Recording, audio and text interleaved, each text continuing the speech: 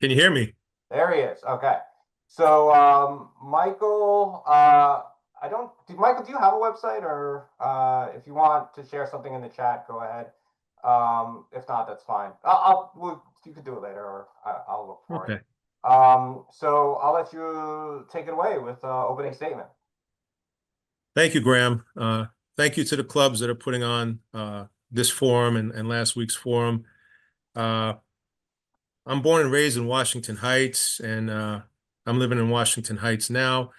But I'd have to say that if there was one area of the district that I would think of my political home, it would probably be where you guys are for a number of reasons. And I'll tell you a little bit about myself. I was born and raised on 155th Street in Riverside Drive. My dad grew up in Queens. My mom grew up in Brooklyn. I'm sorry, in the Bronx. And my dad was a math teacher in the public schools, eventually assistant principal. My mom was a stay-at-home mom for me and my brothers. We went to elementary school at 173rd Street. I went to junior high school up by 182nd in Audubon. Uh, because my dad was a teacher, we spent a lot of weekends and vacations going to parks or beaches or camping in the summers. I developed a big interest and appreciation for nature, especially animals, especially reptiles and amphibians, which continued through my life. After junior high school 143, I went to Stuyvesant High School. Um, and well, actually, in junior high school, I also from strange turns of events, I ended up singing in the children's chorus at the Metropolitan Opera House, which is a real New York experience, on stage with Pavarotti and all that stuff. In Stuyvesant, I made some close friends. I ran cross country, and I went to Cornell University, where I majored in natural resources, wildlife biology. In high school, I had been a member of an organization called the New York Herpetological Society, which fostered my interest in those animals, and that was a great experience also. When I started at Cornell, I was still 16 years old and wasn't really ready for college and was tired of school. Competitive high school, competitive college, I was kind of turned off. I took 2 years off from college after my freshman year, but I stayed in Ithaca. I liked Ithaca. It's a couple hundred miles northwest of here. I liked it for a lot of reasons. I moved into a fire station the day after I turned 18. They had a deal where you go out on fire alarms on the trucks. You're first on the scene, and in return for that, you stay there for free. During those couple of years, I worked in Chinese restaurants as a waiter, did various other things. Was riding around on a motorcycle. My second year off from school, I became a New York State emergency medical technician. And then I realized, yeah, I got to go back to school. So I went, back to Cornell and finished up. And so Michael, we're then, gonna have to wrap up your opening statement, but oh, and then get to the questions. okay. Well, came back to New York City, worked as a park ranger for a little while, worked as a New York City school teacher, became president of that herpetological society that I was a member of as a kid. Then my hobby turned into a business. I was self-employed for about 30 years, doing things related to reptiles and amphibians. About 15 years ago, I got more involved in things going on in my community. I had always been someone who kind of stuck my nose into things and helped out people when they were in a jam, especially my fellow tenants in this building. I sort of became the tenant organizer when the landlords decided to try and pull a bunch of nonsense. Uh, and then I got more and more involved in community stuff, uh, tried to reach out to public officials sometimes where I thought that they would help. And whether it was the plaza that they improperly put here, shutting down Haven Avenue, basically building a campus for Columbia, whether it's the Armory, which they privatized so a select group of people can, use a city-owned building where the city pays all the bills to rent it out as a venue and pocket hundreds of thousands of dollars. That's supposed to be a community center. Whether it's all of this hookah that's in these bars and restaurants, which is not taxed, which is What, illegal and bad for the people's health. Michael? My sorry, my conclusion is this all comes back to the elected officials, and Adriano Espaillat is at the root of the problem for our district. That's why I'm running. Okay, thank you, Michael. So I got some moderator questions. These are questions that were asked the other congressional candidates. Okay. So Okay. what do you think would be the most effective strategy to oppose any targeting of our district by federal forces such as ICE, as we've seen in Minneapolis, Los Angeles, Chicago, and elsewhere? And what would you do personally in that event as a candidate or as a member of Congress? Okay. You got to take a step back and analyze what's going on here. And Trump is behind this, of course. Why is he doing it this way? And why is he doing this? I have a theory about this. Look at the cities that he's attacked and what has gone on between him and the Democratic leaders of those cities. You mentioned Minneapolis, Los Angeles, Chicago. Okay. He has personal vendettas against leaders in all of those cities or states, right? Minneapolis is in Minnesota. Tim Walz is a governor. Walz ran against him in 24 as the VP and really ridiculed him. Gavin Newsom, possible presidential contender in 28, governor of California, where we have LA. Chicago, that's in Illinois. Pritzker is the governor. He may be a presidential contender. And Obama, his presidential library is in Chicago. Okay. But he attacks these people personally. He attacks their character. He doesn't just attack their policies or what's going on in their cities. He made statements that Pritzker and Mayor Brandon Johnson of Chicago should be in jail. We all heard him attacking Karen Bass, the mayor of LA, and Gavin Newsom repeatedly, especially about the wildfires. He attacks their character. He calls them corrupt. He says they're incompetent. He says they don't care. Minneapolis, Tim Walz, now they're trying to make like he's, responsible for some big scandal of pandemic money. But you know what? He was messing with New York until Mamdani took office. And you know why he hasn't been messing with us? Because he's not going to mess with Mamdani, just like he's not going to mess with Bernie Sanders. People with exceptional character, even if they are the loudest voices criticizing him, their character is unimpeachable, and he's not going to have that opening. When there's no vulnerability and he can't delegitimize them in the eyes of their own constituents, he lays off. It's character. We need leaders of exceptional character. When people have the term honorable in front of their name because they hold office, they should live up to that title every day. And if they do, we don't have a whole lot to fear. Thank you, Michael. I want to move on to the next question. Washington Heights and Inwood have experienced real divisions along ethnic and cultural lines, at times pitting communities against one another in political and land use debates. What role do you believe elected officials have played positively or negatively in those dynamics? And what would you do concretely to govern in a way that builds shared power rather than competition among communities? Well, it's funny you mentioned Inwood and Washington Heights. We call Trump the divider in chief, but I think he's using Espaillat's playbook. This is one of the reasons why I just realized that somebody has to go after Espaillat, not just one of the city or state level people that he's placed into office. He is responsible for a lot of this stuff.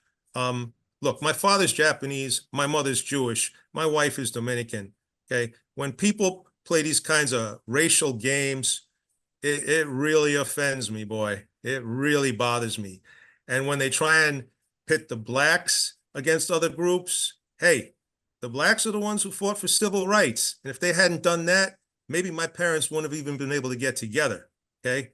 I grew up on 155th Street. That is the border between Washington Heights and Harlem. So when Guillermo Linares, who was the first Dominican-American elected to public office in New York State, when he decides that he wants to back Charlie Rangel, I guess back in 2014, and Espaillat sends out letters to the Spanish-speaking constituents saying he's a traitor to the Latino people. Can you believe that? And Rangel was actually half Puerto Rican, okay? And I could go on and on about this, but let me talk about some positive things. When you guys were fighting the Inwood rezoning, and as soon as there was resistance, they changed their proposal so that west of Broadway would not be touched by the rezoning. They thought that all those people west of Broadway would just leave their neighbors to the east to hang out and dry, but that's not what happened. You guys mobilized. You tried to recruit who you could from the east side of Broadway, and even though you weren't able to get too many people, you fought and you won some important battles, including a precedent that was set for future rezonings. That was a beautiful moment when the people, mostly on the west side of Broadway, fought for the people who were going to be impacted on the east side of Broadway. And I'll give you one other positive thing, if I might. I got on the ballot in 2022. It was a last minute thing. And the Board of Elections did something real nasty, and I had to run to state Supreme Court, initiate a case, and represent myself in front of the same judge who fined Donald Trump about $500 million. I won. I got my place on the ballot, but I realized I wasn't ready. And the person who I thought was going to be my right-hand man went to France for 6 weeks. So I decided not to run a campaign, to get as few votes as possible so they wouldn't see me coming next time. But as a result of getting on the ballot, several people from the Dominican community reached out to me. And these weren't just any people. These were people who used to work with Espaillat's group 30 years ago, before he even got elected. They were part of his club. They sometimes ran for positions alongside of him. They reached out to me. Didn't matter to them that I'm not Dominican. They gave me all kinds of inside information, which I will be revealing step by step in detail over the next few months. And, that kind of stuff, it just keeps me more and more motivated. Thanks for that answer, Michael. Next one, residents are grappling with visible public drug use and an increase in people experiencing homelessness, often in close proximity to schools, parks, and transit hubs. How do you balance compassion, public health, and public safety in responding to this reality? And what federal role do you believe is being underused or misused in addressing it? Well, there's a lot of stuff in that question. First of all, when you're talking about critical things like that, people who are in desperate situations, whether it's homelessness, whether it's drug use, whatever money needs to be spent, okay, to adequately address the situation. Stuff like that takes priority over almost anything else. And if we don't take care of those things, it just costs us more in the long run. The shelter system that we have going on right now, and look, I live 2 blocks from the Armory, which has a homeless shelter inside of it, so I kind of see what's going on. It's not good, and some people are making an awful lot of money by running these temporary shelters. I mean, Eric Adams, his cronies got so much money from those contracts operating these shelters. When you really dig in and look at the financials and you see what's going on, it just makes your stomach turn. I think that this is something that needs to be addressed by federal, city, and state people working together. No one level agencies is only responsible. We got to work together on that.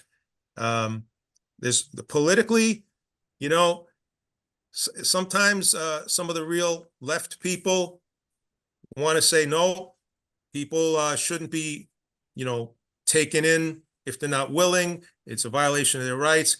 If they have serious mental problems and they can't take care of themselves, yeah, they need to be taken off the street sometime. But the top thing needs to be compassion. And well, I'll leave it at that. Okay, great. Thank you.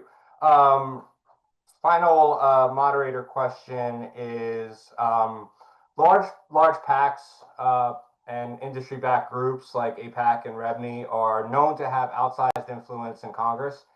Do you accept their support or support of any PACs? If so, how do you maintain independence, and where do you draw the line between influence and accountability? I'm not going to take money from any of those guys. And I'm the last guy who they'd want to give any money to. I can guarantee you of that. Espaillat's top donors, as far as the industry they come from, is health industry.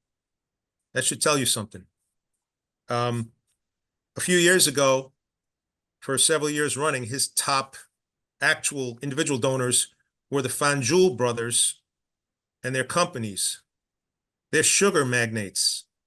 They're big-time owners of Florida Crystal Sugar and Domino Sugar. They run sugar plantations in South Florida and the Dominican Republic. I've seen those, both in Dominican Republic, where my wife was living, and in South Florida, when I was down in the Everglades looking for reptiles 40 years ago. What I saw there in both places, I remember it so clearly. You can't, it's just unbelievable. And, you know, in Dominican Republic, they have Haitian laborers who are paid almost nothing, and they're kept behind barbed wire. They're not even allowed to leave the compounds. They're treated like slaves. And in Florida, they were bringing in Jamaican men who were brought in on these special visas, and they were shorting them on their wages. And if they complained about it, they got sent back to Jamaica. Okay, so and the environmental impact that those guys do, burning the sugar cane, where even in so-called third world countries they don't allow that anymore, but it saves, you know, a little bit on the expense of the harvest. So in Florida they burn it. I drove through one of those fields once, and it's the closest thing to hell I've ever seen. You can't believe that that's going on in this country. The town that we rolled into afterwards, it was surreal. But let me get back. So I've seen the way these big time money places, you know, just take advantage of the system. And it's not just money. Here, Columbia and Presbyterian Hospital, they get whatever they want. Community Board 12 is so corrupt, it's disgusting. Okay, and the elected officials, they're responsible for that. They decide, you know, and they just break the rules of these bodies. Even if you mobilize the whole community like we did against the plaza, they'll just break the rules and say, well, we heard enough from the community may not speak. They finally have a vote against it, they bring it back a few months later. You know, I believe in calling people out when they do that. Thank you. Appreciate that answer. Question from the audience, Ned Klein. Can you hear me? Yes. Ned is asking, why do you believe your campaign is more worthwhile for Uptown Community Democrats to invest time and energy into supporting rather than that of your competitor or competitors? Well, he's referring to Daria Lisa Villa Chevalier, who was just endorsed by NYC DSA on top of entering the race with Justice Democrats support. So what makes your campaign more worthwhile, or why are you a better option to support? Okay. Well, short answer is because I'm the candidate. Okay. I don't have a big campaign built up just yet because I was unsure if I'd be able to do this until very, very recently. As I told you, I decided not to continue my run in 22, but I plan to run in 24. I got COVID for a second time in December 23 and for a third time a couple months later. So in like a 2-month period, I got COVID twice right before the campaign season started. I wasn't able to do it in 24. I had some other health problems through 24 and 25. And, you know, I had figured that this would be my last chance to do this, but with those health problems plaguing me, I was starting to think I wouldn't be able to do it. And then on January 1st, I changed my diet. And within a few days, I couldn't believe the difference. All those things that were plaguing me went away. I feel like I haven't felt in 15 years when I wake up in the morning, when I'm walking down the street. But let me be clear, I've been preparing for this for 5 years. I've been reading, doing lots of research, speaking to people, preparing in many ways for the last 5 years. I've lived in this community almost my whole life. So I understand the history. And I've seen how things have changed. I have a better understanding, not of various political ideologies that people study in school and can recite, but the mechanics of what's going on here. You know, rent used to be affordable in this area. That's why a lot of the people who live here, including my parents, moved here. They've been in the same building for 62 years. What changed? And why has it stayed this way? Okay, I understand that. Nobody spoke about that last week. You look at, we have healthcare, right? Gustavo Rivera in the Bronx is a state senator. He's chair of the Senate Health Committee. He's the prime sponsor of the New York Health Act, which would provide health care for all in New York State. And I think that it would allow us to be a role model for many other states if we were able to pass that. So Adriano Espaillat, he doesn't come out against the New York Health Act, but what he does is support a primary opponent against Gustavo Rivera back in 22, playing up her Dominican ancestry, even though she grew up in Jersey. He also that same year did the same thing down here in Inwood and Washington Heights against Robert Jackson, another young Dominican fellow who grew up in Jersey, went to Cornell, worked for the charter schools, and then he was the chief of staff for Marisol Alcantara, who joined the IDC as soon as she got elected. Espaillat was the one who supported her to take his seat in the state Senate. Because of her and a few other Democrats that voted with the Republicans, we couldn't pass anything for that 2-year period. It wasn't until they all got pushed out in 2018 and Robert Jackson and the others took their places in 2019 that we were able to pass that Tenant Protection Act. So you want healthcare reform, you want, tenant protection. You got to have the right people in there, and people like me. Hey, I'm not just worried about my own political fortunes. When I see people doing this kind of stuff to others, I get involved. Okay, I'm not someone who's here for ideology. The other thing is, yeah, people reached out to me about the DSA endorsement process. I wasn't sure if I was going to be able to run or not, but I looked into it, spoke with people, investigated, and I'm going to tell you, the price that they ask is one that I'm not willing to pay. There are certain positions that DSA takes, and I went to a number of their meetings in 24 and 25. Good experiences, good people, good conversation. But yes, healthcare for all, free education, housing, absolutely. Legalizing sex work, no. Okay, yes. Mike, we got to move on to your closing statement. So Okay. just letting you know, you could work into that. Okay, thank you, Graham. As you can probably tell, this is first time in my life that I'm presenting myself in this way. I've run meetings and organizations before, but I've never spoke as a candidate. Through a lot of the research and thinking that I've done, my conclusion is that we have a crisis. We have multiple crises, but one of the biggest ones is a lack of character in our elected officials. They are the people that we place our trust in. Those are the people we count on to fight for us, and not just to make nice speeches when they're on camera, but to do the right thing when they're in the back rooms. Okay, we just don't have enough people of exceptional character.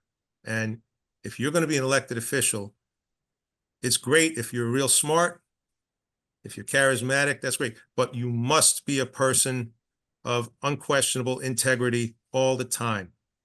And I do a lot of research on people. I watch the money especially. I look into history, and it is so disappointing. If I'm elected, I would also work on a lot of the other positions within this district at the city and state level. And those people either got to step up and do the right thing, or they have to be replaced. We have a number of people in state office who don't even live in the district, don't even live in New York City, or in some cases don't live in New York State. They just pretend that they do. That's a big problem. And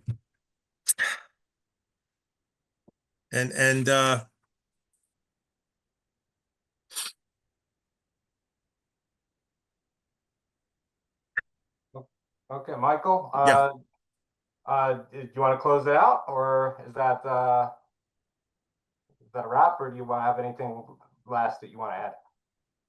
well,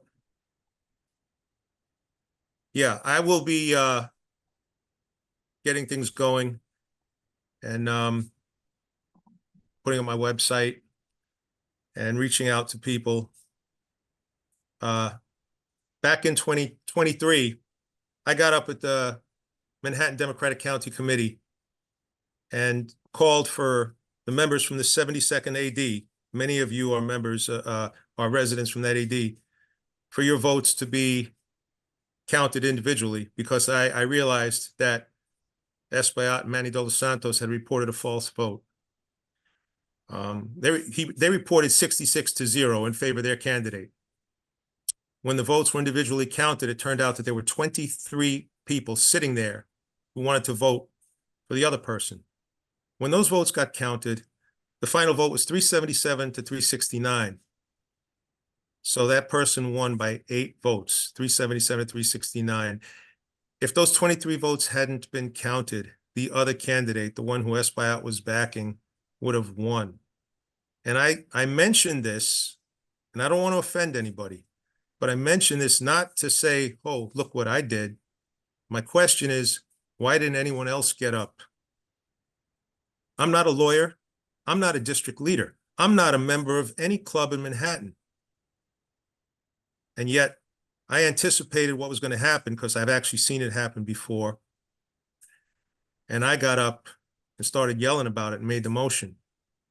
But one thing that I will do if elected is I will educate people and bring them in so that the next time something like that happens, there'll be a whole bunch of people standing up and marching to the front of that auditorium and doing what I did.